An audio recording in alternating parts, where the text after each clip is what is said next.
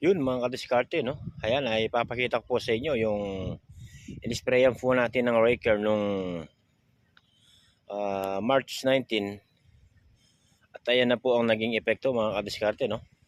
Talagang makikita mo po yung mga daon ng damo. Ayan mga kadiskarte. Talagang sunog po siya.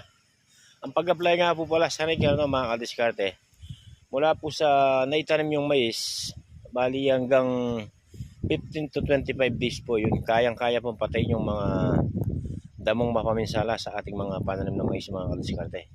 Mga kadiskarte, no, siguro napansin nyo, talagang sunog po yung daon ng mga damo. Sa bukid po mga kadiskarte, no, ito po yung talagang damo na medyo matibay. Yan. Sa mga glyphosate po mga kadiskarte, hindi po basta namamatay yan. Pero kay Raker mga kadiskarte, no, ayan talagang pinuksan niya po yung mga damo mapaminsala sa ating mga pananim ng mais. Yung mga kadiskarte, sa loob po ng 3 days dapat tubigan nyo po yung damo mga kadiskarte, no, para po maging tuloy-tuloy yung pagpatay po ng damo natin. Yan mga kadiskarte, no, napakagandang mais po mga kadiskarte, no.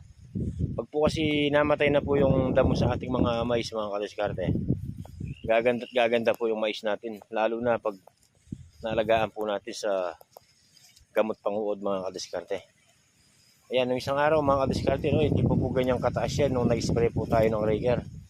Ngayon po mga kadiskarte, halos lampas na po sa tuod natin yung taas po ng ating sweet pearl mga kadiskarte. Ayan mga kadiskarte, no.